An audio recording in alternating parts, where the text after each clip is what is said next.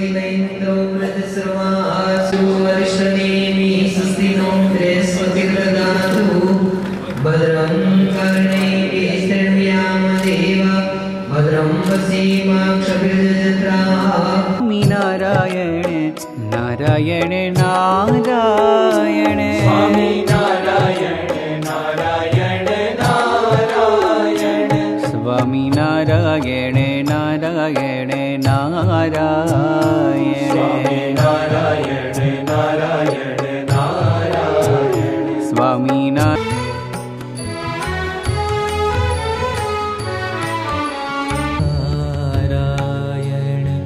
स्वामी नारायण नारायण स्वामी नारायण स्वामी नारायण स्वामी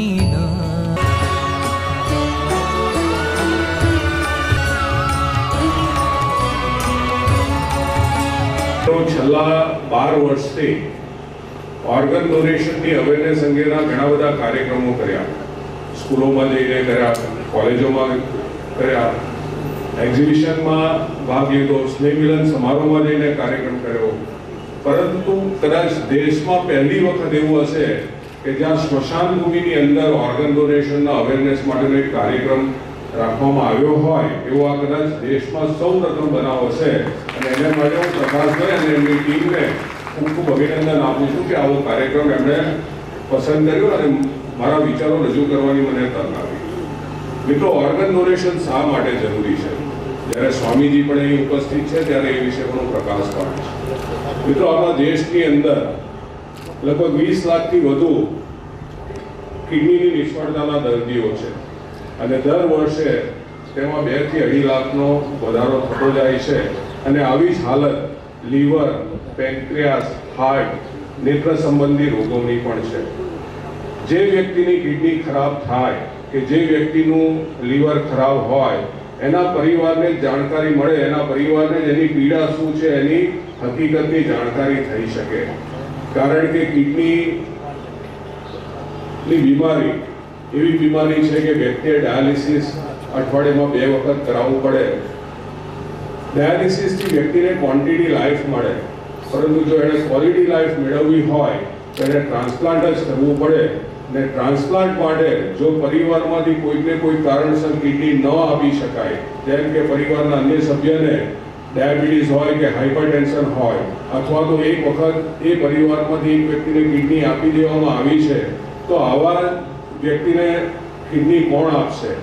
શું એણે હંમેશા ડાયાલિસિસની ઉપર જ પોતાનું જીવન નિભાવવાનું છે? ક્યાં તો પરિવારમાંથી કોઈનું લીવર ખરાબ છે, લીવરનો અમુક પોર્શન, લીવર એક એવું અંગ છે કે જે 21 દિવસમાં રીજનરેટ થઈ જાય છે, પરંતુ પરિવારમાં જો અન્ય સભ્યોમાંથી લીવર ન આપી શકાય તો તેનું શું? કિડની અને લીવરમાં તો એવું છે કે પરિવારમાંથી પણ કોઈ સભ્ય આપી શકે છે, પરંતુ જે વ્યક્તિનું હૃદય ખરાબ છે, જે વ્યક્તિની હૃદયની ક્ષમતા, પમ્પિંગની ક્ષમતા 5 કે 10% છે, જે વ્યક્તિ 5 કે 10 ડગલા પણ ચાલી શકતું નથી, એને હૃદય કોણ આપશે? જીવતા જીવન કોઈ પણ વ્યક્તિ પોતાનું હૃદયનું દાન કરી શકે ખરું? ન કરી શકે.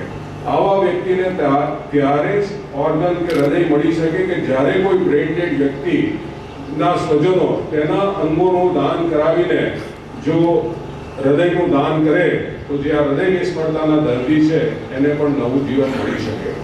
મિત્રો, આપણા દેશમાં દર વર્ષે 5 લાખ વ્યક્તિઓ ઓર્ગન ન મળવાને કારણે મૃત્યુ પામે છે. 125 કરોડની વસ્તી ધરાવતો આપણો દેશ એ ઓર્ગન ડોનેશનની બાબતમાં ખૂબ જ પાછળ છે. સ્પેનમાં ની જો વાત કરીએ તો આ રેટ લગભગ 34 થી 35% જેવો છે, યુએસએમાં 26% છે, અને ભારત 125 કરોડની વસ્તી ધરાવતો આપણો દેશ એ ઓર્ગન ડોનેશનમાં 0.05% ઓર્ગન ડોનેશનનો રેટ છે. આના અમારા માધ્યમથી તમારા સુધી પહોંચાડવાનો જે અમને લાભ આપ્યો એમના માટે હું ફરી એકવાર એમનો આભાર માનું છું. આ જાણકારી ન હોવાને કહેવામાં આવ્યું કે અંગોનું દાન કરવું એ પાપ કે ગુનો છે. જો આપણે પુરાણોમાં જોશું તો આપણે કાર્ય છે. આપણે કોઈ વ્યક્તિને આપણે પુસ્તકોમાં વાંચ્યું છે કે વ્યક્તિ અમર થઈ ગઈ, પરંતુ કોઈ વ્યક્તિને આપણે અમર થતા જોયા નથી. પરંતુ જે વ્યક્તિ અંગોનું દાન કરે છે તે વ્યક્તિ ખરેખર મૃત્યુ પામ્યા પછી અમર થઈ જાય છે, કારણ કે એનું હૃદય બીજા કોઈમાં ધડકી રહ્યું છે, એની કિડની બીજા જે કિડની ફેલિયર પેશન્ટ છે એનું રક્તને 41 કિડનીના ડોનેશન્સ કરાવ્યા છે, 97 લીવરના ડોનેશન થયા છે, 6 પેન્ક્રિયાસના ડોનેશન થયા છે. એ બધા જ કિડની, લીવર અને પેન્ક્રિયાસ એ Ahmedabad institute of kidney disease અને રિસર્ચ સેન્ટર ખાતે ટ્રાન્સપ્લાન્ટ થયા છે. અને જે હૃદયના ડોનેશન છે, આજે સુરતમાંથી 17 હૃદયના ડોનેશન થયા છે. એના 17 હૃદયના ડોનેશનમાંથી 12 હૃદય મુંબઈ મોકલવામાં આવ્યા છે, 3 હૃદય અમદાવાદની સિમ્સ હોસ્પિટલમાં ટ્રાન્સપ્લાન્ટ થયા છે, 1 હૃદય ચેન્નાઈ અને 1 હૃદય ઇન્દોરમાં ટ્રાન્સપ્લાન્ટ થયું છે.